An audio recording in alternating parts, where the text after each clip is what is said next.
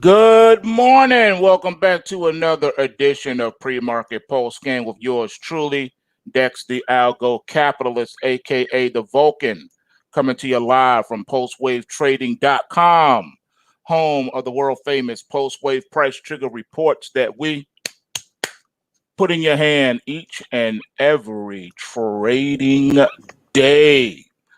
So here we are. It is that time of the day that we do the pre-market pulse scan, take a look at what's going on in these markets. And it is a lovely thing. Yes, it is. It is a lovely thing because we need to know what's going on, right? What's going on? What's going on in the world? What's going on with these markets? I'll tell you right now, the markets are kind of quiet. Not too much really happening. But it doesn't mean that things aren't about to pop off, So let's jump into it. The Dow futures is up 154 points at 28,388. We got the NASDAQ 100 down 30.5 points at 11,605 and a quarter. Even the S&P 500 up 12.5 at 3440 even. We got the Russell My Hustle up 10.4 points at 1576.9. We got the mighty Bitcoin Futures Composite Index down $280 at 11,495. We got Nat Gas up a penny at $2.52. We got crude oil up 80 cents at $43.42 a barrel.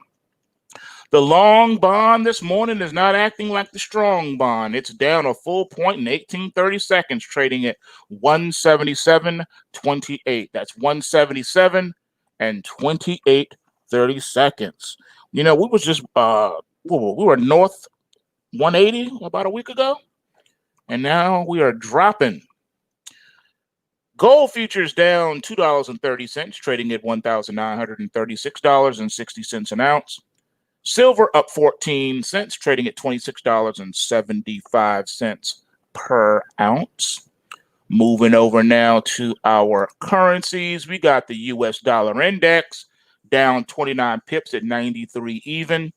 We got the euro dollar up 40 pips at 118.38. We got the pound sterling up 11 pips. Am I looking at that right? No, that looks like 110 pips almost.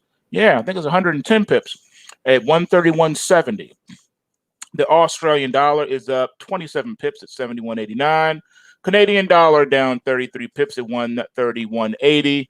Euro yen up a whopping 87 pips at 125.79. Dollar yen up 36 pips at 106.35. And the Kiwi up 28 pips at 65.55. Going over to food, we got soybeans up huge 7 3/4 points at 913.5. We got corn up 6.5 at 351.5, and we got wheat only up 3/4 of a point at 521.5. So that is the overnight market action. Now let's take a look at the news surrounding these overnight movements. All right, so we got. All right, number one, global stocks tick higher after constructive U.S.-China trade talks conclude and investors pin hopes on early development of a vaccine. Japan's Nikkei climbed 1.4% on the day, while in Europe, the Stoxx 50 is up 0.8%, and in the U.S., as you know, well, we're only up slightly. Airbnb IPO could be the steal of the century if people keep switching from hotels to homes, Jim Cramer says. Airbnb raised some eyebrows when it filed to go public last week, even as the pandemic continues to discourage global travel and depress demand on the home sharing platform. You got UBS analyzed how 900 stocks perform on positive COVID-19 vaccine news days and concluded that these 17 are poised to jump and leaves 9% on the next cycle of encouraging headlines. Morgan Stanley breaks down 3 reasons stocks could be headed for a short-term correction as the market gets dragged higher by a few big winners. TikTok is arguing the Trump administration shouldn't treat it like Huawei because it poses less of a theoretical threat than telecoms providers. TikTok on Monday filed a lawsuit against the Trump administration over President Trump's attempts to ban it in the US of A. Apple and Tesla stocks have more magic in the tank under the leadership of Tim Cook and Elon Musk, despite upcoming stock splits, Jim Cramer says. They're both stocks, and in the end, stocks can break your heart. But if Elon Musk and Tim Cook continue to execute, I bet their long-term trajectory is up, says Mr. Cramer. An uncertainty threatens U.S. growth. Fed seeks more firepower. A year ago, Federal Reserve Chairman Jerome Powell warned fellow central bankers of the significant risk posed by trade policy uncertainty and the lack of precedence for monetary policy in the face of those unknowns. Alibaba's Ant Group files for a blockbuster dual listing in Hong Kong and Shanghai. All right, Ant's initial public offering would be the first simultaneous listing in Hong Kong and the year-old star market and help both bourses boost their status as capital market centers. Earnings coming in. Salesforce and Autodesk Q2 2021 earnings are coming in. On the economic front, US API weekly crude oil stock in Canada BOC's Shimbury speech is due. So that's quite a bit of things going over here. It should be noted that if you missed last night's end of day report, you probably are doing yourself a disservice. So as soon as this live feed is completed, you probably want to go and watch that. We covered more than 60 securities, ranging from cryptos to forex to futures to equities. We ran the gamut, cryptos, everything. And we found some shocking information that could spell disaster in the short term for the U.S. equity market. That's right. There is one little P under the mattress of the queen, and is causing her not to have a good night's sleep. Do you know what that little P is? Do you know what the little pebble is? Do you know what the chink in the armor is in today's U.S. equity market? Do you know why some of the larger hedge funds are saying, it don't feel right? Well, I proved last night that they are right. They are correct. That's right. This market is doomed in the short term to retrace, to correct at a massive amount. If you want to learn what that chink in the armor is, you need to listen to last night's end of day report. Yeah, I exposed some things for you. Pretty serious things. Every day we've been talking about Goldman Sachs and JP Morgan, Bank of America, blah, blah, blah. Right? Well, there's some secrets there that you need to find out about, and you need to go and listen to that at the end of this live stream so you can find out what that is so that you can start preparing yourself to take some precautions. And one of those things you can do yourself a favor in doing is go ahead and get yourself a subscription to the PulseWave Price Trigger Report so that you can be kept abreast of what's going on and have a game plan on how to execute it, because you will need to do some execution. All right, you're going to have to do some execution. All right, so coming into today, we had a couple of notable situations going on.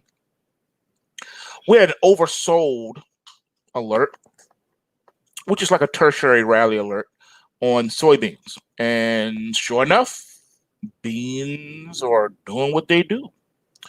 We had a crash alert, though, primary crash alert on the wheat.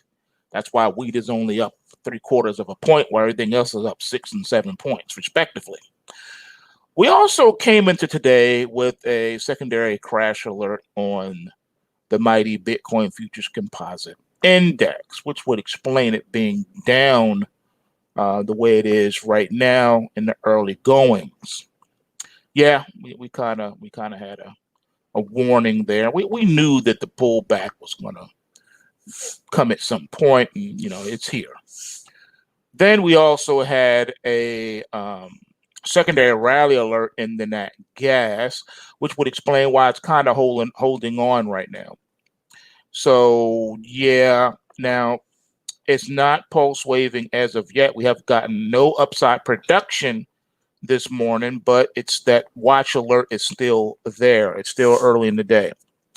We also came into today with a oversold rally alert in the crude oil futures, which has been flat, no momentum, no conviction on either side of the aisle.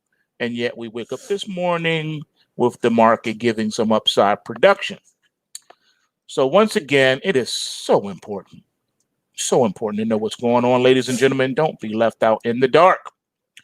All right, speaking of darkness and thinking about storm clouds and all that jazz, let's talk about real estate. After all, this is a financial channel. We do talk about markets, and real estate is a market, albeit in a liquid market. But let's be honest, it's all time to get here. Readers may recall that I've been talking about this. We've been talking about the glut of mortgage delinquencies that are backing up in the mortgage sewer pipes. Well, according to the Federal Housing Administration, loans hitting a record high in the second quarter, with millions of Americans out of work due to the virus-induced recession. And it's not a virus-induced recession. It is more so a idiot-induced recession. Just because there was a virus didn't mean you had to turn into an idiot. And that's what the administrations across the world did. They turned into zombie idiots. Just because there was a virus, they figured we have to put a halt to our economy, which had never been done before in human history. The most incredibly ridiculous actions that you could even imagine, they did it. They created this mess. Let's not forget that. The virus had nothing to do with it. The virus didn't wake them up in the middle of the night with a gun pointed to their temple saying, lock down the economy or I'm going to blow your head off. That's not what happened. Our leadership panicked, and they did this in a panic. People make very lame decisions in horror movies. But this was a horror movie that didn't have to turn into a horror movie. As a matter of fact, it actually started off as a comedy. It became a horror when your elected officials panicked and locked down the global economy. So as a result, people's personal income has become overly reliant upon the Trump stimulus checks. And a quarter of all personal income now comes from the government. A quarter of all personal income is coming from the federal government. And not really coming from the federal government, because our federal government doesn't print its own money. It has to go to a private company called the Federal Reserve to take out a loan for that money. So every dollar printed has debt attached, associated with it. That's why you will never be able to balance the budget. You will never be able to get out of debt and pay down the debt or pay off the debt, because every dollar printed has interest attached to it. That is a perpetual non-ending cycle. You cannot get around. Every dollar printed has debt associated with it. And because the dollar has lost like 95% of its value, it's like being charged $1.50 for every dollar that you print. So every dollar costs the federal government $1.50. And since the dollar has lost 95% of its value, that is a recipe for disaster. You will never be able to get out of debt like that. So what does that create? A fiscal cliff. It hit the economy on August the 1st when the program to distribute stimulus checks to tens of millions of broke, deadbeat Americans ran out of funds. That's right, it ran out of funds. Even though President Trump signed an executive order to fund additional rounds of checks, only one state, as of August the 21st, has paid out new jobless benefits and paused evictions. Only one state has paid out new jobless benefits. Only one state has paused evictions. All the other 49 said, no more jobless benefits, and yeah, evictions can go. Business as usual. I want you to think about that. And Washington, D.C., talks to get this thing moving again, has failed to materialize into a deal. But they want you to believe that there's a China-U.S. trade deal. We've been talking about a China-U.S. trade deal for a year. It's never going to happen. You need to understand that. You're being lied to. You're being led astray. Ran amok. Now, leading up to this fiscal cliff in July, financial data firm Black Knight reported the number of serious mortgage delinquencies capitulated to a 10-year high. 10 years is a decade. That is a long time. That's 10 summers, 10 winters, 10 falls, 10 Christmases, 10 Halloweens, 10 Easters, 10 4th of July celebrations. That's a long time. It's a long time. The number of homes with mortgage payments past due by 90 days or more rose by not 10, not 20, not 50, not 75, not 100, not 200, not 225, not 250, not 275, not 300, not 325, not 350, not even 375, but 376,000 in July, to a total of 2.25 million. 2,250,000 individuals. That's 2,250,000 mortgages that are past due by 90 days or more, heading into the 120 category. Serious mortgage delinquencies have jumped by 1.8 million since July of 2019, reaching a decade high, not seen since the last financial crisis. So one has to ask yourself a question, like I like to do with my charts at times. You have gone nowhere since 2008. You are still where you were in 08 now. Actually, you're worse off now than you were in 08. The only thing that's better now than was 08 is the stock prices, but not all stocks. Black Knight's July 2020 month-end mortgage performance statistics are abysmal. Abysmal. Do you know? Take a guess. Take a guess. Let's play a game. Do you know the top 5 states that are 90 plus days delinquent by percentage are? Mississippi, number 1, followed by Louisiana, followed by Nevada, followed by New Jersey, and then Alaska. See, I bet you didn't think those last 3. The first 2, you're like, okay, that makes sense. with Mississippi being like the poorest state in the union. Yeah, we get that. And they were also historically the most racist state in the union. Notice how the most racist state in the union is also now the most poorest state in the union. Yeah. And there's your opening bill for those of you that need to handle some business and get some tickets in, get your trade tickets in, move stops, so you can avoid turning profitable trades into unprofitable trades. Handle your business. Black Knight said foreclosure activity continues to remain muted due to widespread moratoriums. Though starts rose for the month, overall activity remains near record lows.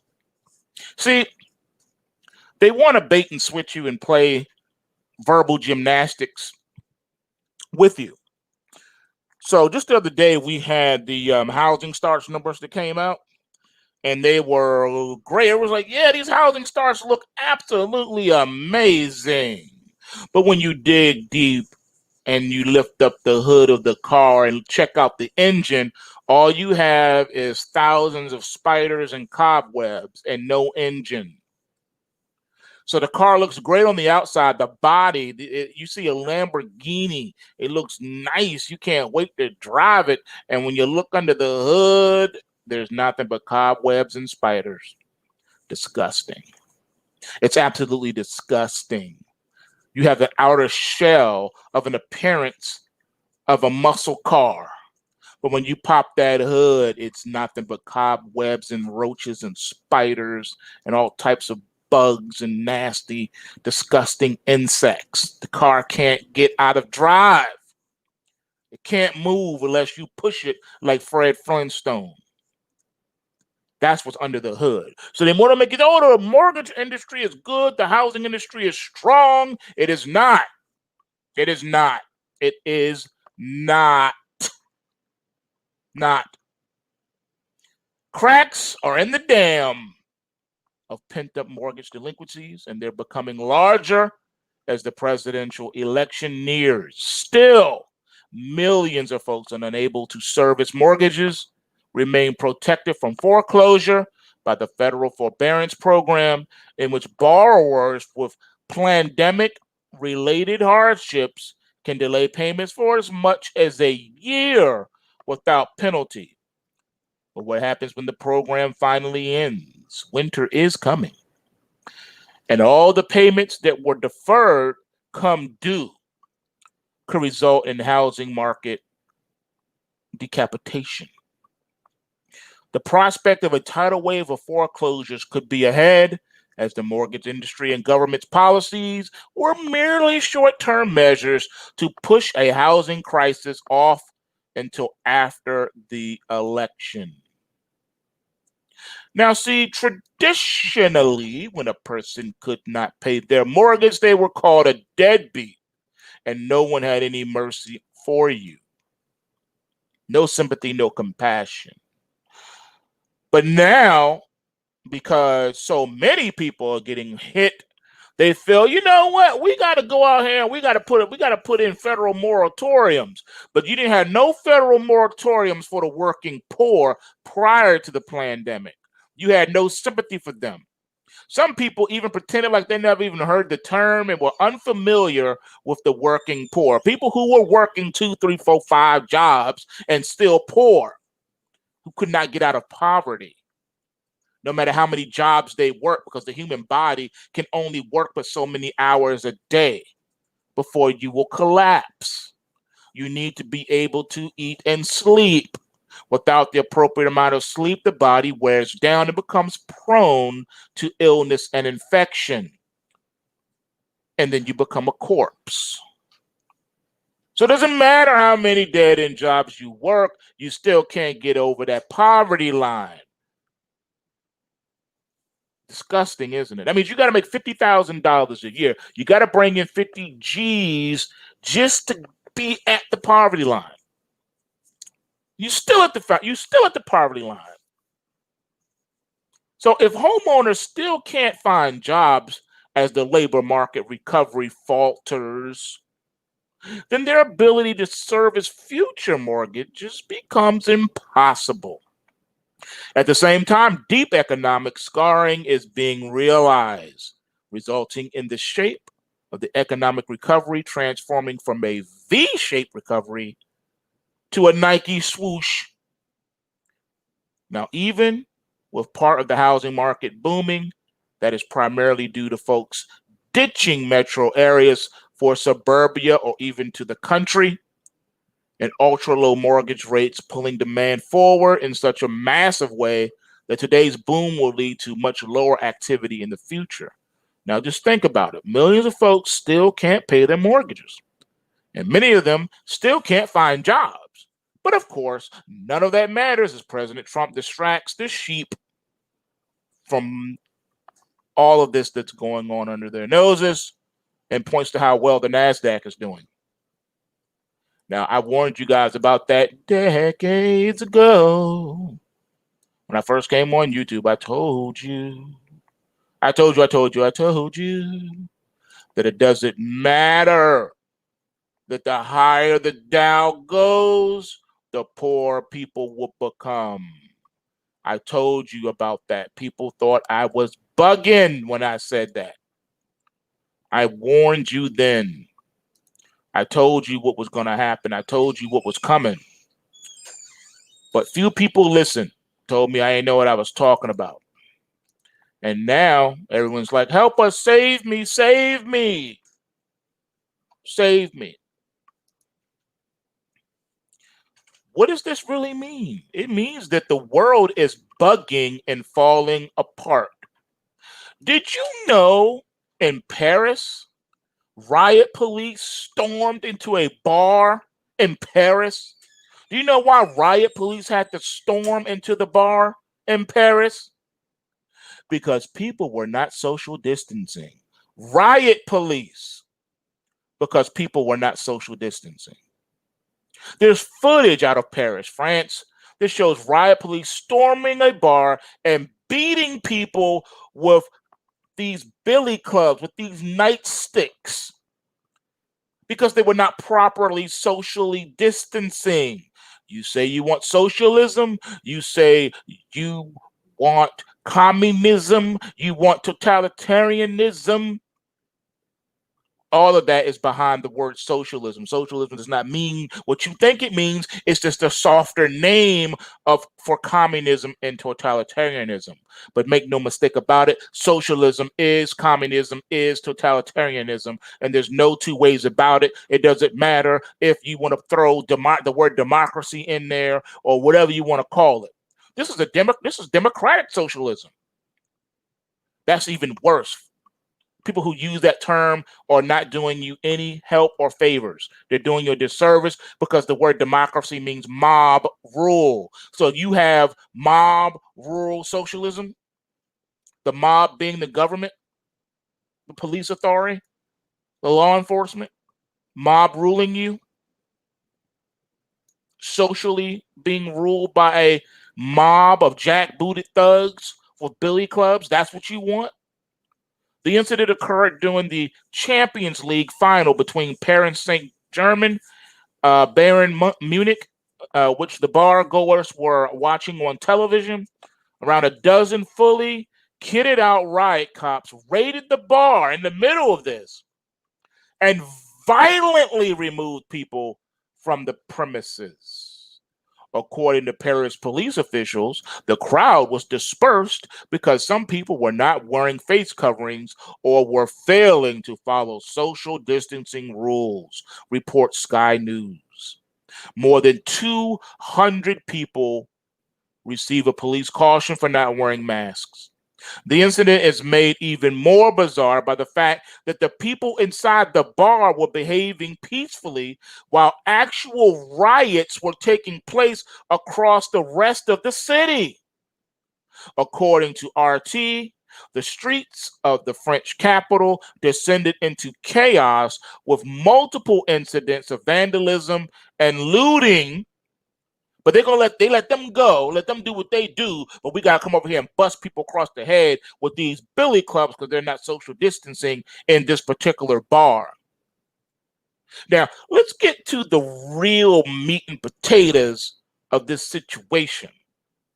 You got riots going down all over Paris, and they are not in the know.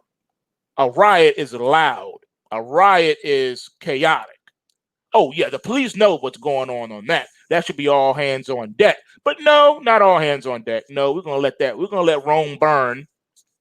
And I need you to go over here and take and start knocking people out, hitting them over the head with billy clubs inside of the bar where they are peacefully watching the soccer matches. Yeah, we need you to go and we need you to show them who's boss, because we're boss and they're not social distancing and they're not wearing masks. So you need to go in there and forcefully knock them over the head and drag them out by their ears. Yeah, that's what you get, ladies and gentlemen. And you know what's really jacked up? Is that how did they know, out of all the bars, out of all the restaurants, out of all the places in Paris where people can go and have a beer at the pub and watch the games on TV, how did they know that that particular establishment was not social distancing? Because someone snitched. Someone is responsible for this. They picked up a phone and they called the police. They snitched on peaceful people chilling, because the sheeple have been so completely and utterly MK Ultra mind controlled that they're conditioned. If you see someone doing something that the government said they shouldn't do, you need to pick up the phone and snitch on your neighbors right now. There is no reward for this. No, you're just doing your job as a good sheep. And what people don't realize is, what are lamb chops made of? How did those lamb chops become lamb chops? Because that's what tyrants do. They shear and slaughter the sheep when it's time for feeding. So don't think you're going to escape. They're going to shear you too. But I wasn't doing anything. I'm a good little sheeple. I do everything the government says. I asked for permission before I could even go to the bathroom. I picked up my phone. I called my governing body. I say, is it okay if I use the bathroom? They say, yeah, go ahead. I'll go. But if they say no, well, then I'll just have to hold it, or I'll just have to do it to myself, because I'm a good citizen. They say that taxes have been raised and I have to give them 99% of my paycheck. That's what I do because I love my government. Who cares if I can't eat and take care of myself? I love my government. I love my government. It's ridiculous. It's ridiculous. You think that maintaining basic law and order while protecting people and property from violent criminals would be a higher priority than ensuring people in a bar are standing far enough away from each other. But in the age of COVID hysteria, apparently not. All you got to do now, it used to be national security was the buzzword. Anything goes if you just say national security. But that's been replaced with COVID. COVID is the new trigger word. If you say the word COVID, all bets are off. You can do whatever you want to do. If you need to go in there and shoot people with AK-47s because they're not wearing masks and social distancing, then so be it, because COVID is the utmost. And this is the age of mass Silicon Valley censorship, putting walls and barriers around the truth to prevent you and avoid you getting to it. It is crucial that we stay in touch with reality and with each other by any means necessary, because this, ladies and gentlemen, is getting ridiculous. But then you have to ask yourself, well, just how ridiculous is it getting? What's really good? What's really going on here? What's really going on? What's really the end game? Why are things going the way they are going? What is really good? Well, 1 in 3 cars worldwide, not 1 in 3 cars statewide or citywide or municipality wide. No, 1 in 3 cars worldwide is produced in China. Did you know that? Almost 1 in 3, or 32% of all cars produced worldwide in 2019 came out of China. That's right. That is right. They're the number one sweatshop of the world. That's why Tesla stock is so up and away. That's right. The biggest decrease in production hit the ailing U.S. car industry, which lost 40% of its domestic production between 2014 and 2019, long before the pandemic. Now, Germany also makes less cars at home, but German manufacturers like Volkswagen are part of the rising Chinese production. In 2019, the Chinese market accounted for around 39% of Volkswagen total sales. Shifting production sites are only one aspect of the internationalization of the car industry. That's right, we got the internationalization of the car industry. Isn't that jacked up? I tell you, you can't make this stuff up. These are facts. These are facts. And you got to deal with it. Now, if you didn't think that that was real enough for you, you don't think that's real enough, you don't think that's real enough, did you know that the World Food Program, WFP, is panicking? They're requesting $5 billion in emergency funds to prevent famine of biblical proportions. Their words, not mine. That's right. While virus cases and deaths dominate the headlines, other humanitarian crises also need attention. That is an emerging famine of biblical proportions that threatens much of the world. Not just much of the United States, not much of China, not much of India. No, much of the entire world.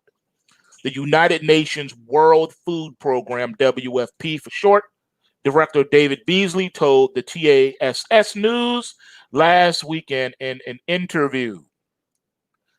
He said that the WFP is requesting $5 billion in emergency funds within the next 6 months that will help in the effort to thwart a global famine. They are calling for global famine. They are warning of global famine. How can you have global famine? If you have a surplus of soybeans coming out of the ground and in the storage silos, if you got mad corn in the storage silos and mad wheat in the storage silos, where are you getting famine from? How is there a world famine when there's a glut of food? According to all the reports, there's a glut of food. As a matter of fact, according to the reports, meat producers are having to slaughter their stuff because it costs more to bring it to market because people aren't buying stuff. According to what they're saying, they got to destroy everything. There is an overabundance of chicken. There's an overabundance of fish. There's an overabundance of grain. So where's the famine coming from? You got to do the knowledge to this. There's science and mathematics behind all of this. This stuff just don't fall out the sky. These things are happening for a reason. You are being told about something before it happens. That's what they like to do. All right. Now, they say that all the data that they have, including the WFP's forecast of an 80% increase in the number of food insecure people from 140 million before the pandemic to 270 million by the end of this year alone, points to a real catastrophe, a famine of biblical proportion. That's right. Famine, you guys, is something that people have long since forgotten. The word is foreign in the vocabulary of most people. They don't know what that is. Unless you live in a third world country, you do not understand the word famine. Now, since they mentioned biblical proportions, well, we know biblical proportions using biblical references. Famine was a result of catastrophic, drought. Drought kills everything. If there's no drought, then you're not growing any food. No fruits, no vegetables. Nothing's coming out of the ground. And if nothing's coming out of the ground, that means you don't have any meat either, because your animals are going to die of starvation. Famine means everything dies. Famine, everything dies. Everything dies in a famine. People, animals, crops, they die. They die.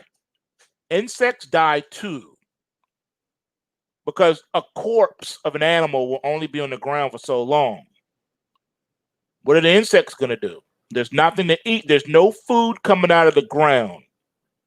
All the animals are dead. People are dying too. Famine is devastating. And they are panicking and asking for emergency funds. What do they see in their projections? The dramatic rise in the number of people who don't have the means to feed themselves because of depressionary unemployment, supply chain breakdowns, and crop failures is set to cause long-term economic damage that could prevent a vibrant economic recovery. Like your boy said on the rooftop in the movie Lottery Ticket, he said, "I can't eat." That's right. Now, Beasley said, "It is clear that social tensions will escalate. Migration will increase. Conflicts will expand. And hunger can affect those who have not experienced it before." Even in the US, a developed world economy, tens of millions of folks have gone hungry, now relying on government aid and food banks for survival. We covered this yesterday. He noted that countries in the 2008 financial crash with a stronger social protection system were less impacted by famine. But according to the WFP projections, they show significant increases in malnourished people in Latin America, countries in Eastern and Central Asia, and Sub-Saharan Africa. They had a doubling of the number of people going hungry in a short period. They stated that world hunger is already sky high, and if we do not act immediately, many will die. Children will suffer the consequences of malnutrition for many years to come, and the whole world will be thrown back, having lost all the gains in the fight against hunger of the last decade. Will be incredibly high. We need to act quickly and wisely, balancing immediate relief and long-term recovery, Beasley said. Think about what the man is saying. He is saying that we will turn back the clock to 2008. If you recall, under Obama's reign back in 2008, we had the financial crisis. If you recall, in 2008, for the first time that I can ever recount in history, in my little short period that I have been alive on this planet, I heard and saw with my own eyes commercials being ran for food stamps. That's right. And government benefits. I never heard that under any other president. I've never heard of that, period, happening at all. Ever. Ever. Ever.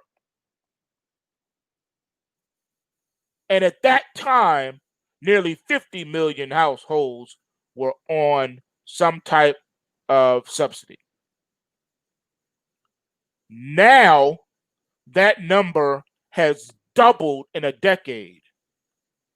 It's double. We already had anywhere between 40 to 50 million households already getting some type of government subsidy before the pandemic. But now you've added 50 million people unemployed on top of the people who was already getting the subsidy. Now you've doubled subsidy. This is crazy. This is crazy.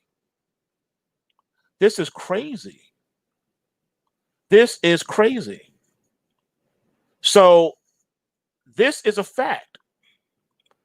You can't make this stuff up. It's there. Google it. Google it. Under Obama's administration, they started running ads for food stamps. And that continued throughout his presidency. What am I saying? I'm telling you, I'm showing you precedents for why it doesn't matter who gets in office. The problems are still the problems. Presidents are selected, not elected. They put the man in the oval that they need to push forward the next phase of each agenda. Each president has their tasks. All right? Each president has their tasks. And it is to blind you to the realities of what's happening. All right? It's the same. It's the same. Now, he also added that their mission is to provide food to 138 million people in 2020, the largest humanitarian operation in history. And this unprecedented crisis requires an incredible amount of money. In a separate food insecurity report from June, the UN Secretary General Antonio Guterres warned the world is on the brink of the worst food crisis ever witnessed in the post-World War II era. Now, all of this should make you wonder if the famine warnings are just hype, or if the virus-induced downturn has really sent the world into years of crises. Years of crises. That's a devastating question to ponder. What does it all mean? Well, in order to really get down to the nitty-gritty of it and understand the gist of it, you got to look at how did we get here? What happened? What has been happening? Because, like I told you, we have been in this country in a perpetual state of war since 1990. This country has been bombing and shooting people in the head since 1990. Bombs over Baghdad. Remember the song, Bombs Over Baghdad? Yes, that's what it's been. Constantly. Constantly. Ignoring the troubles at home and focusing on issues abroad. Being the world police. That's what happened. That's what happened. And so we've been at war since 1990 with no stop. And when the U.S. finally imploded in 2001 and the country fell and went into bankruptcy, they did something that no one thought was possible. They showed you just how in control of everything they are, and they also showed their hand that the laws of finance do not matter, that the laws of physics do not matter. Laws of finance and economics don't matter anymore because they make it up as they go along. They prove to you that even if the United States went bankrupt, which it did in 2001, they showed you the power that they have by pretending that it never happened. Every trade busted, erased as if it never happened. Profits gone, losses gone. They did a straight up reset after 9/11. Straight reset. Pretended like nothing happened. The US dollar went to zero on that day. And they said, no, it didn't. Reset. Do over. Do over. Gold and silver went to catastrophic levels. They could not be priced. At that point, gold and silver had no price. Gold and silver had no price when the dollar went to zero. It had no price. Currencies around the world had no price because the dollar went to zero. So the British pound, they stopped calculating it after it went to 10,000 versus the US dollar. That's right. 10,000. I know what I saw. I was there. I know what I saw. And they just said, reset. It didn't happen. Didn't happen at all. Nothing to see here. Keep moving. A bankrupted country got right back up. The United States got its head blown off. You know what it did? It picked up all the pieces of its head, glued it back together, and said, I'm still alive. See? My head's still here. I'm still alive. That's what they did. They proved to you that all the coursework you had to go through trying to get your MBA, all the studies you did trying to get your economics degree, it is now worthy to be thrown in the trash. Everything you learned, they said, is wrong, it's false, it doesn't work in the new reality. You can run deficits to infinity and beyond. It doesn't matter. Your economy will never collapse. Doesn't matter. You say people don't have jobs? Psh, don't worry about it. Never happened. We're sending out checks to everybody. Keep everybody eating. Oh, that's not enough? Okay, here. Here's food stamps. No problem. Oh, you can't get food stamps where you are? Okay, here's a food bank.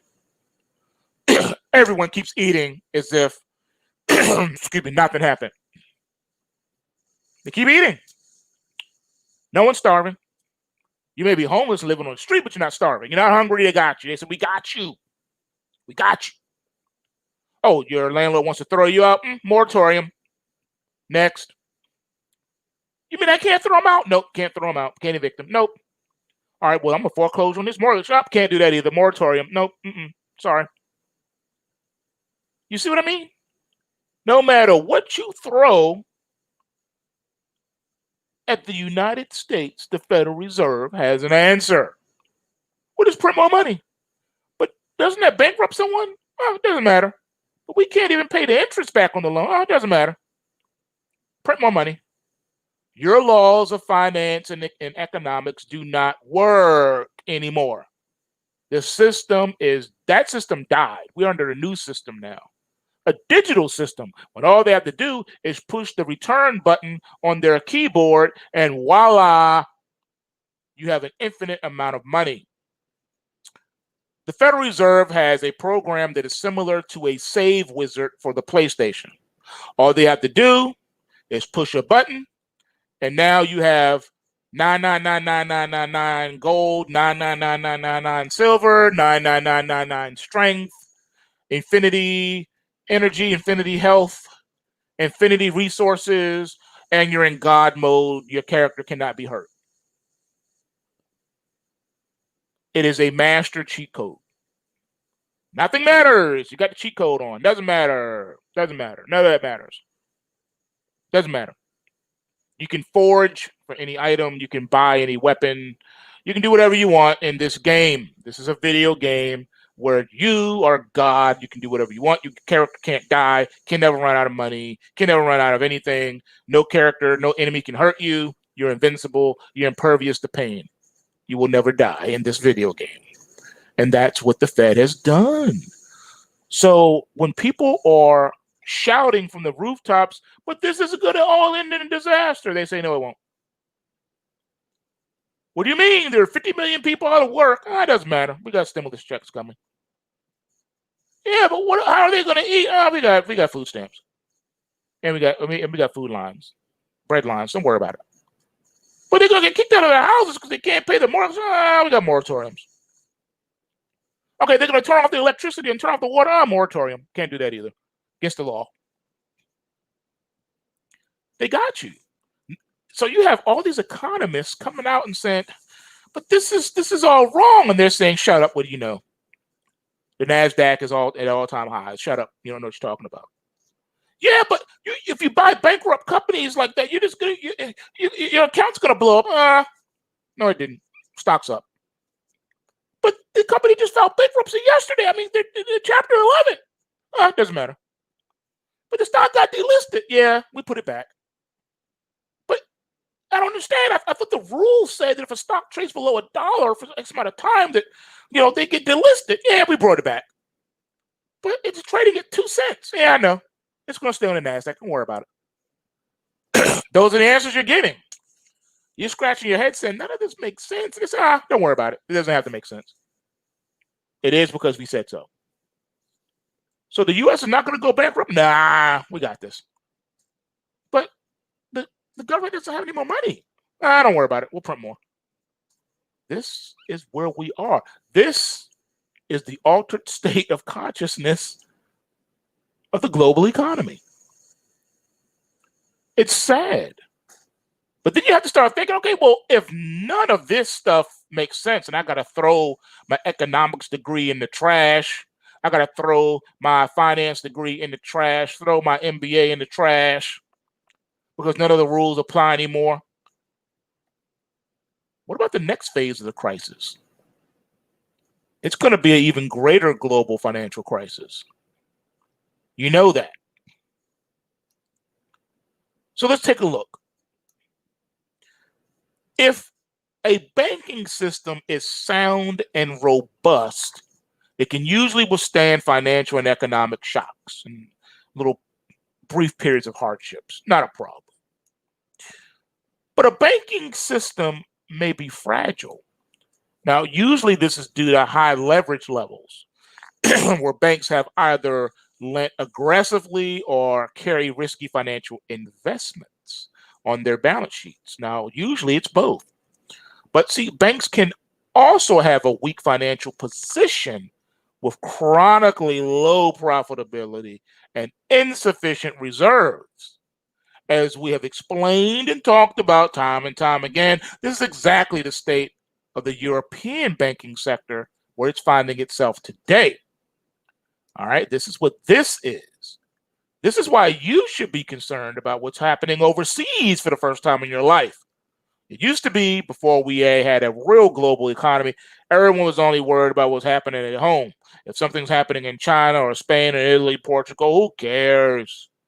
As long as I can go and buy the new pair of Jordans that come out tomorrow, as long as I can go buy that new iPhone tomorrow, I'm good. That's what the common attitude was of the American people, right? But the onset of a financial crisis requires a trigger. The most common is a recession or the expectation of a recession among consumers and investors. They get a little spooked when they hear the R word. Now, recession leads to diminished income and defaults by both corporations and households. Now, this increases the share of non-performing loans in bank loan portfolios as well, which reduces the value of loan collateral and increasing bank risk and capital needs at the same time. So you got risk on one hand, and then you need more money on the other. Now, as write-downs and losses increase, mistrust among other banks and depositors and investors does as well. Now, the bank share price will usually start to reflect this. Bank of America, Goldman Sachs, Morgan Stanley.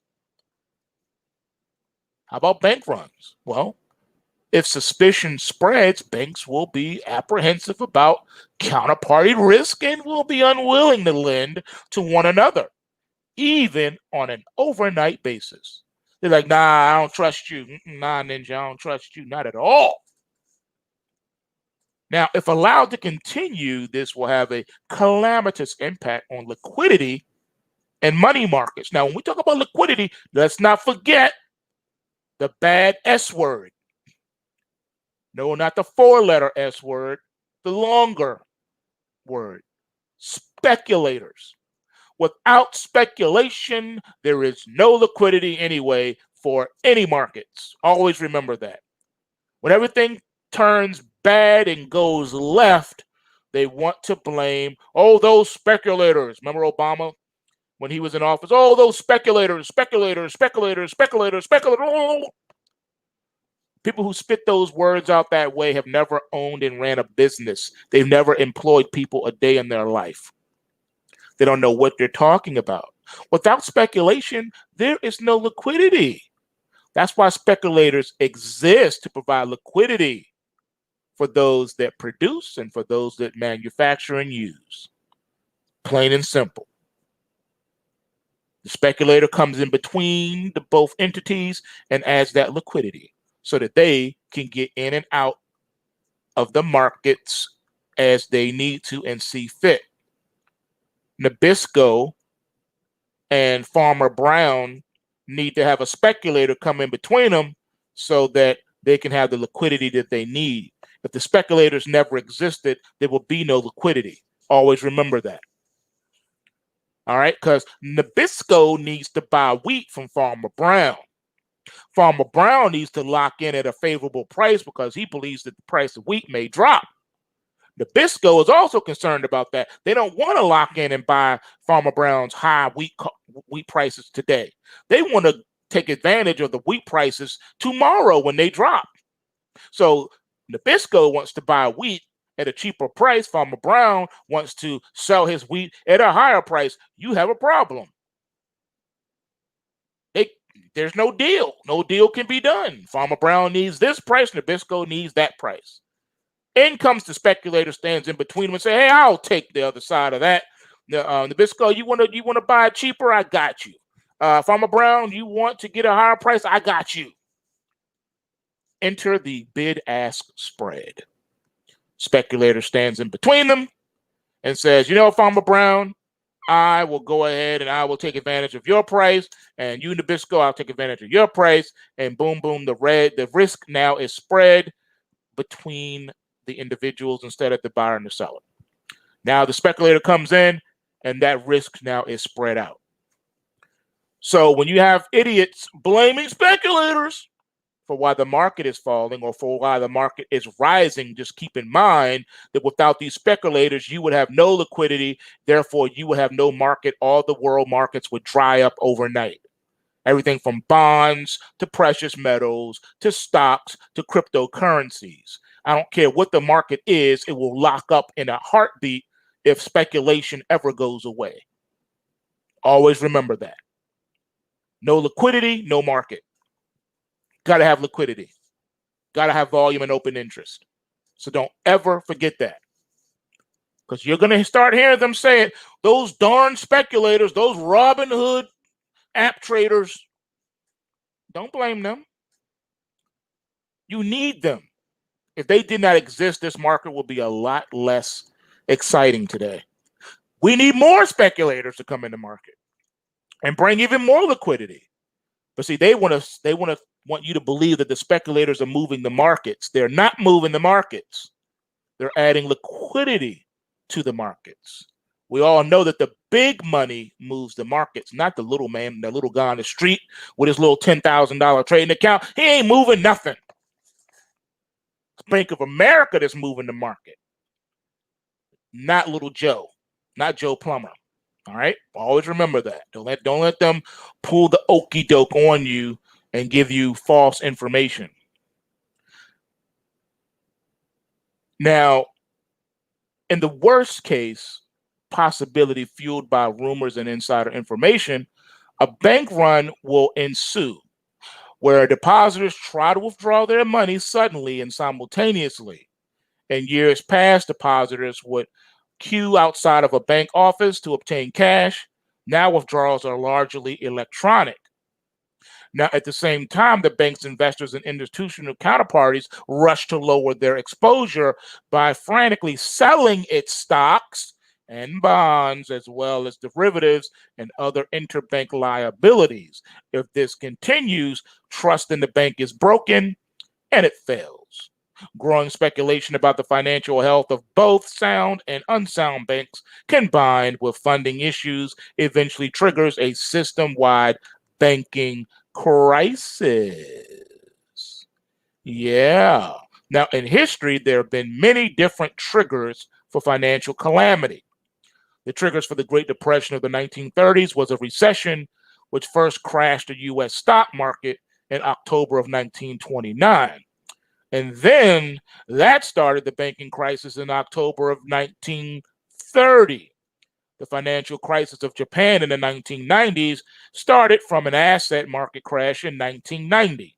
The recent global financial crisis had several triggers, including the collapse of the high-grade structured credit strategies, enhanced leverage fund sponsored by investment bank Bear Stearns in June of 2007, and ultimately the collapse of the vulnerable investment bank Lehman Brothers on the 14th of October 2008. But they forgot there was another collapse prior to 2008, and that was on September the 11th when the Twin Towers collapsed. Odd how that strike at the financial heart of the country, we have never recovered from that. The economy has never recovered from that. The stock market has, but not the economy. Now, don't get it twisted. Bank runs in the United States will never be allowed to happen under no circumstance. They would just simply close the bank, turn off the lights, lock the doors, and turn off the ATM machines. That's it. That's all it takes. That's all they got to do. They don't have to do. It's not. This ain't 1929. Nope. Don't have to worry about it. And if that doesn't work, they'll just do what they did back in 2008. They'll have police dressed in riot gear, armed with M16s, standing at the bank. Yep, that's all they got to do. No problem. You will not have a bank run in the U.S. No, sir, Bob. Not allowed. Not allowed. Not allowed. So you ain't got to be shook over that. It's just not going to be allowed to happen. They're not going to let that happen. How will they respond? What is the response to this then? What follows the initiation of a banking crisis, which often starts with just one bank, is dependent on the general condition of the banking sector and the response of authorities. Now, keep in mind, back in 2008, most people were unaware that we had, at least by the most conservative estimates, about 300 bank failures in 2008. 300 bank failures, many of which you've never even heard of them, but they failed. The majority of them were mortgage banking centers. They all collapsed, such as Countrywide. They got them up out of there. There were so many, I can't even name them all. I used to work with just about all of them, but yeah, I mean, you had Concord, you had, man, so many, gosh. There were so many. Some specialized. Some were niche markets. They only did trailers, double wides, single wides. Some only did log cabins. Some did manufactured homes. Some only did farms. Some did multi-dwelling units. That was their specialty. Some were only commercial. They only did commercial property. It was a weird time. But anyway, about 300 banks went bye-bye. Not just Bear Stearns and Lehman Brothers.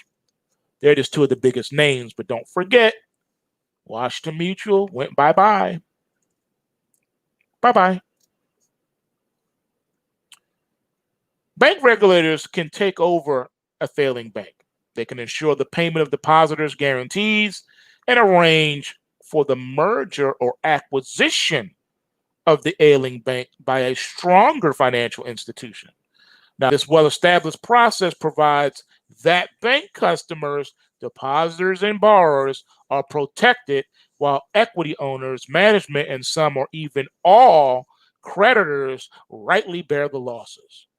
A central bank would usually provide liquidity to facilitate this, but if the problems in the banking sector are limited to one bank, such measures may be sufficient to stem the panic. A good example of that would be back in the early 1990s when long-term capital management screwed the pooch to the tune of $1 billion in losses and threatened to destroy the stock market. Government came in, quietly beat that back, took care of it, handled it, and the rest is history. Now, however, if the banking sector as a whole is compromised or suffering from a significant enough economic shock, even sound policies may not be enough to cover losses of banks and depositors, leading to sector-wide bank runs. Once again, this is tradition.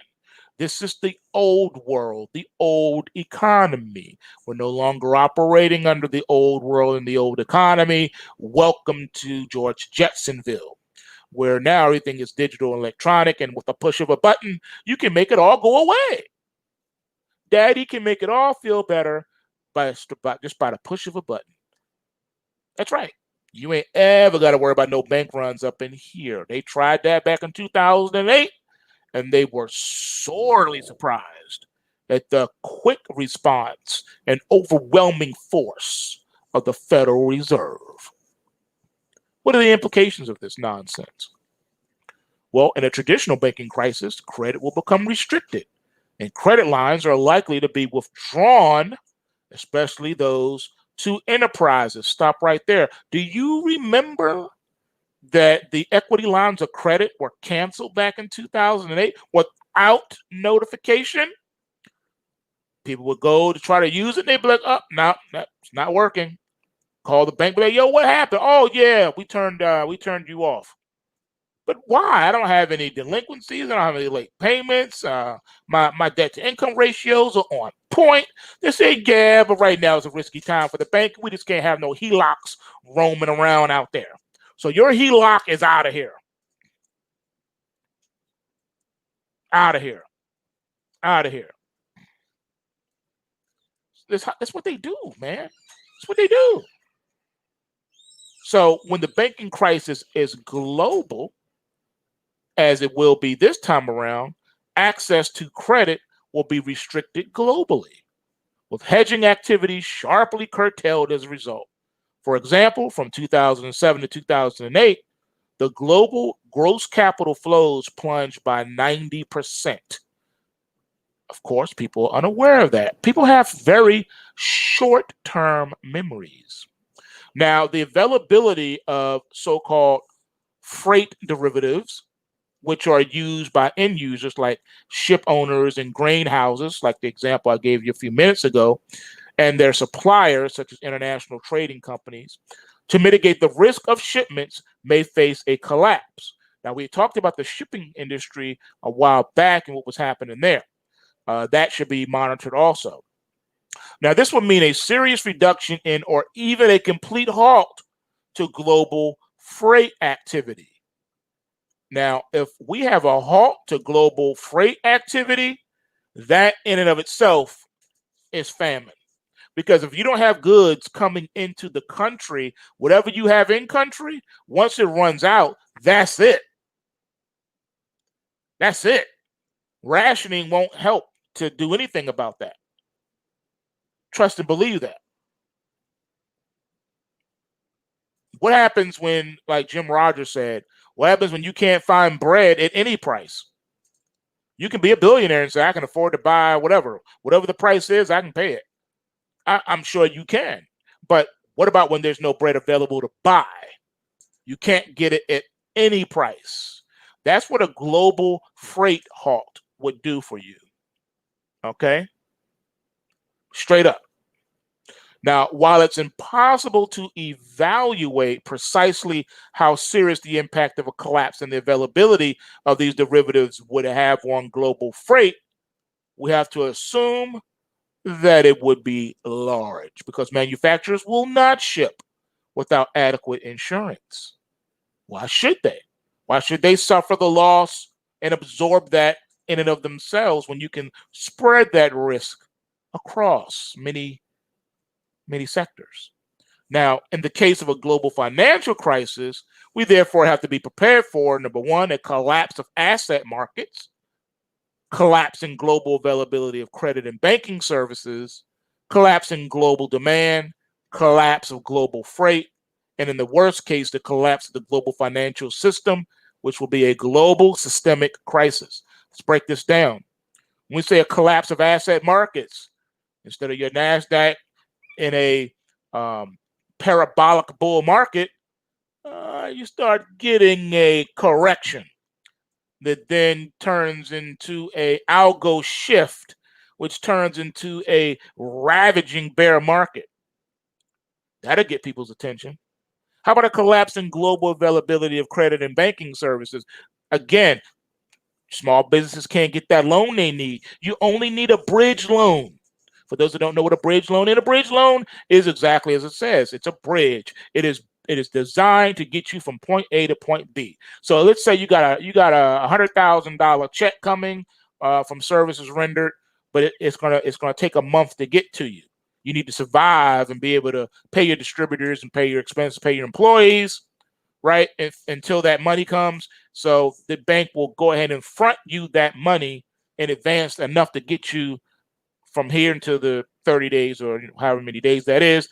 It's a bridge. It's not designed to be long term. It's just a little bridge. It's going to help you out because you only need temporary help. That's what a bridge loan is. But most larger corporations, they don't need bridge loans. They have lines of credit at their bank.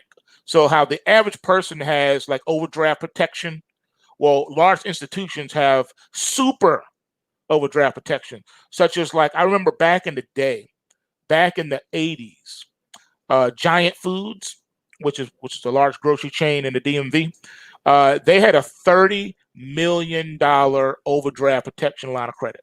So let's say they were short that month and couldn't meet all their payroll. Well, the bank, or it was automatic. They had up to $30 million that they could pull from and borrow from with the bank in order to meet payroll. Most smaller mom and pops they don't have it like that. Just so you know, okay. So next, we got to take a look at collapsing global demand. Again, collapse in global demand and collapse of global freight go hand in hand. Because if country A used to order, let's say, 20 million Apple phones, but now because of economic hardship, they can only, they say, instead of sending me 20 million, can you just send me 900,000? Well, that's going to hurt freighting because the freight is used to hauling a certain amount of weight. Freight and weight go hand in hand. And if they're having to pay their crew and pay for fuel and whatnot to get their freight carrier from point A to point B, and now you want them to carry less, which means they're going to make less, but their expenses still remain the same. Well, that's going to also put hardship on the freight carriers. They'll be like, they may say we're not gonna put our stuff out there. We're not gonna go into the ocean, into the Atlantic and the Pacific right now. Then if we've taken this much of a hit, yeah, that creates a crisis. Now goods and services aren't moving the way they normally do across oceans. Ship liners are saying, I'm not going. That then snowballs into full-blown financial system collapse, systemic crisis. So this all goes hand in hand. Okay? And I see y'all, man, in the live chat. They don't think I don't see y'all, man. And you're right. That's why you have to do the knowledge and break down the science behind things. You don't just take things at face value. If you don't have discernment and if you don't understand these markets and these economies, then yeah, you're going to be prone to being misled. Just because an article exists doesn't mean that what is said in the article is true or right. That's why you got me to break it down for you. Anybody can log on somewhere and read an article, or turn on the TV and watch a business channel and get some information. But information in the raw is just information without having the know-how, the knowledge, wisdom, and experience, without doing the science to, without understanding the mathematics of it. You're going to be led astray. That's why I break the news down for you. I break down the reports for you so that you don't have to be like, huh? I don't know. That sounds crazy. I break it down for you. So you ain't got to worry about all these media outlets out here. You ain't got to worry about the Drudge Report, or you ain't got to worry about Zero Hedge articles. All right, because I'm going to break them all down for you. I'm going to break down the minutes of the Fed for you. I'm going to break down the breaking news on Bloomberg for you. That's why I do a live FOMC also, so that I can break down for you what is being said and what is not being said. Because I don't just listen to what people say or just read what people write. I look for what they are saying, how they are saying it, what they are not saying, and how they are not saying it. And if it's visual, I look at body language. I look at everything. We don't just take things at face value. We dig deep. That's how we are able to trade these markets, because we just don't take things at face value. Things have to be explained. Things have to be broken down. All right, that's how you deal with it, because all truths are parallel. Can you dig it? Can you dig it? Now, don't get it twisted, people. I'm giving you the real, but I'm also giving you the knowledge. Remember, truth and facts are not necessarily married. So in this case, people are wondering, so you're saying a market collapse is coming? I'm not saying that at all. What I'm saying is markets will be markets. The answer is yes to everything. Yes, prices will correct. They always do. And yes, prices will explode higher after the correction. They always do. People know this. That's why it's called a market. Prices go up and down. They fluctuate. And at times there's extreme volatility where the market will swing violently up and then swing violently down. That's the market. We already expect and understand that. Whatever. That's nothing. That's not news. So your question in the live chat, cryptocurrency going to collapse as well? Yeah. And is cryptocurrency then going to rally into a big bubble bull market? Yeah. That is the cycle. Markets rally, markets crash. That's why they're called markets. The problem comes in that people don't know how to handle those situations. They don't know how to handle. They don't know how to rightly divide and be on the right side when these things happen. That's why I got the PulseWave price trigger reports. I give you the rally and crash alerts, which is a heads up that you're about to walk into some very murky waters. Be careful. Maybe you should take profit. Maybe you should tighten up them stops. That's why we use stops for every trade that we do. All right. Nope. It's going to be extremes in both directions. Extreme correction followed by an extreme rally. Remember what I always taught you guys from day one. What did I tell you? I said, here's how you know when the Fed is going to hit a market. Markets that they want to really bring down to the dust, they make a balloon out of it first. A bubble, a big giant bubble out of it first. That's what they do. And then markets that they want to really rally, right? They will let that thing just keep dropping like nonstop. Perfect example. Nat gas.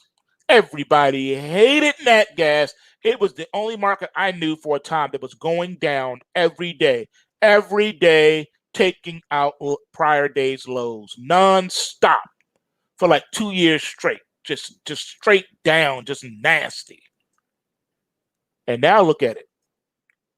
It's trying to hit $3 on you. We sitting here at $2.50 right now. $2.50 after threatening to drop below $1. It's what the market does, man. You know? That's what it does. But you have to know that. You got to know what the market is doing, where it has been, and where it is going so that you can be forewarned. Forewarned is forearmed. Yes, the markets will always correct nastily. Yes, the markets will always do that. And a correction is not always down. Corrections can also be up.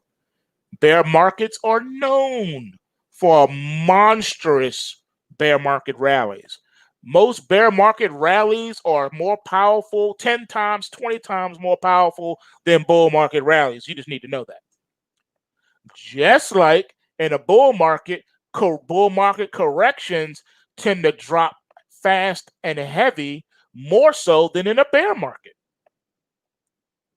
In a bear market, prices fall slowly. In a bull market, prices rise slowly. In a bull market, prices crash rapidly. In a bear market, prices rally rapidly. Yes, a short squeeze is always coming. When it comes to the markets, either you're in a bull market or a correction of a bull market or a bear market or a correction of a bear market. That's where you are. That's where you are. That's it. Markets trend, markets consolidate. Markets trend, markets consolidate. Uptrend, correction, consolidation. Downtrend, correction, consolidation. That's how it is. Trend, correction, consolidation. Trend, correction, consolidation. On and on and on and on. What people don't know is what stage of the market are we in any given market? Are we trending? Are we correcting? Or are we consolidating? Those are the three phases of every market. I don't care if it's a cryptocurrency. I don't care if it's an altcoin or a Bitcoin or gold or silver or T-bonds, T-bills, the Dow, the NASDAQ. Doesn't matter. Facebook, Amazon, doesn't matter. If it's a market that trades on an exchange, it is going to have cycles of trending, consolidation, and correcting. What you need to know is when is that going to happen and where are we within that process? That's it. Straight up. So just want to let y'all know that. Now, the European banking crisis has been brewing for some time. It is also likely to go global as Europe holds the largest concentration of global systemically important banks. Italy and Spain, but also Germany, Deutsche Bank, are the countries to keep an eye on. Now, return on equity of the European banks has been dismal since the GFC. This is mostly for two reasons. First, the toxic assets. The CDOs were allowed to remain and compromise the balance sheets of European banks after the GFC. Secondly, the misguided policies of the ECB led to the deterioration of the profitability of the European banking sector. Negative interest rates and quantitative easing are two of the culprits for that. Why is this an issue? Because remember, it's called a global economy for a reason. The US is invested in Europe, Europe's invested in America, China's invested in America, America's invested in China. So it's how it is. Everybody's connected. One world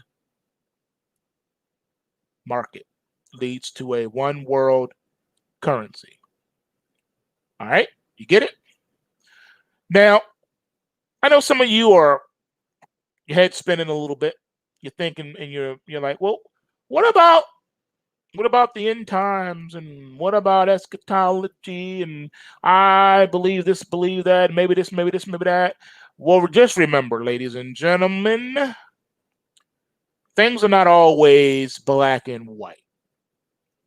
I told you before, I believe that what's happening to the US is going to be multifaceted. All right. You may be able to get up if someone sucker punches you and knocks you down. You may be able to get back up. What if someone sucker punches you, stomps on you while you're down, shoots you in the head, hits you with a baseball bat, cuts off your leg with a chainsaw, puts a grenade in your mouth and lets it explode? Chances of you getting back up from all of those attacks is zero. You see what I'm saying? So sometimes it's death by 1,000 cuts. All right. That's where we are. Okay. So this is what we have. And I warned you before. I told you that we're in cycles when it comes to markets, but also understand this: no matter what they say, capitalism, you have not seen capitalism yet. You think the Dow and the NASDAQ are expensive? You haven't seen expensive yet. I believe that they're going to hit levels that would make you pass out. Go back 100 years and look at the Dow's price. If you would have told someone back then, 100 years ago, you could travel back in time and say, yo, trader, if you could have talked to them right before the market corrected, you could say, yo, man, I know you see the Dow is really high, man. Look at this. Well, let me tell you something. In the future, the Dow was going to trade over 28,000. They would have looked at you like you were insane because the Dow was only trading at like 90 or whatever. And you're talking about some 28,000. You feel me? You ain't seen capitalism. Now, see, here's the problem. A lot of people don't understand economics. I've mentioned it before. I'm going to say it again. You need to go read Thomas Sowell's economic books. He has basic economics, economic fallacies, and advanced economics. You need to get all three of them. Okay? There's also audiobook versions of those three as well. Please educate yourself. You want to understand economics. You want to understand finance. Those books will break it down very simple for you. So simple that a child could understand it. All right? He took time to write those so that people could understand what true capitalism is. All right?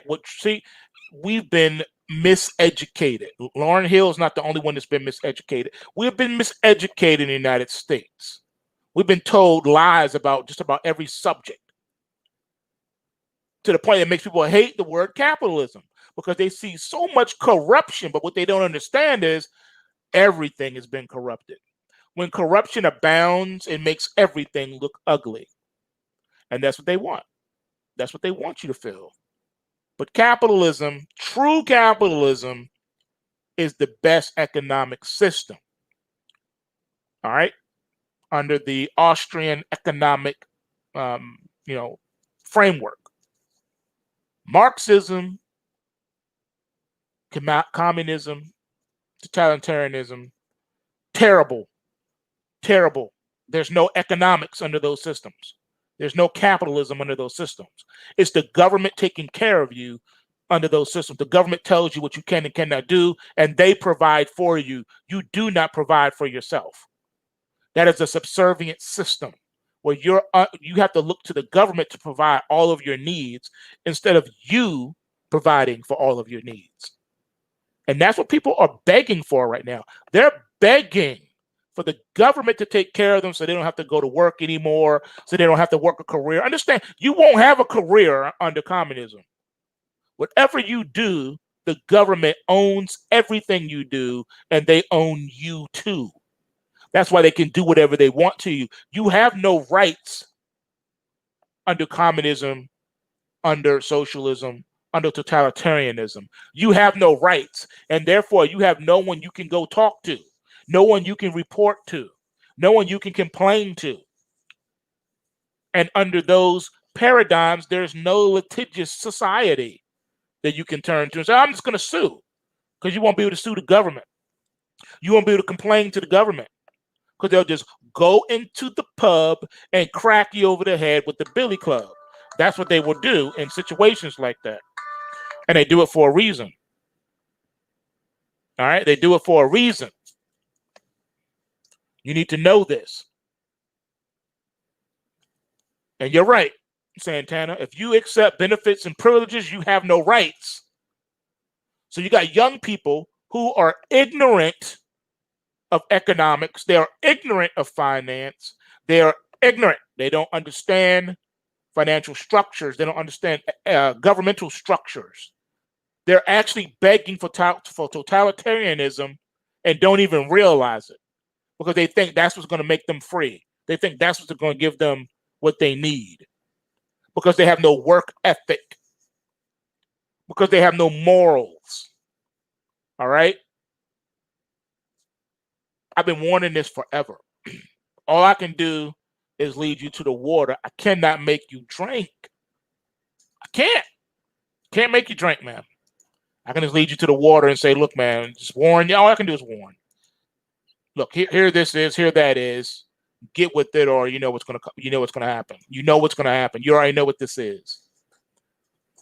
So, I mean, look how long have I been telling people about this? How long have I been warning people about the markets and about the economy? How long have I been doing that? And how long have I had specials and discounts? Frank been working his poor fingers to the bone in the background, trying to make things easy and applicable for people. But you know what? People don't listen. They don't. They want to come to you when they have no more risk capital. They want to come to you after they've lost their job. And then they say, now, can you help me, please? When you had the risk capital, I could have helped you then, but now I can't. They say, look, man, I only have $5,000 or $10,000 to my name. I have no job. I have no income. Can I roll with you now? No, you can't. Because that money is not risk capital. It's not money that you can afford to lose without a change in your lifestyle. That's what risk capital is. Some people don't believe until it's too late. But that's the thing about it, though. Once it's too late, everyone believes then. Everyone believes then, but it's too late. It is too late. Remember, y'all, bulls make money, bears make money, and pigs get slaughtered. So remember to take what you can and give nothing back. Remember what that simply means is take whatever profit you can extract from these markets without it turning into losses. Come on over to PulseWaveTrading.com and learn how to break bread with us, learn how to do this, build an income stream for yourself, and stop playing around before time runs out for you. See you in the trading room. Everyone else, I'll see you for the end of the report. And I'm out. Peace.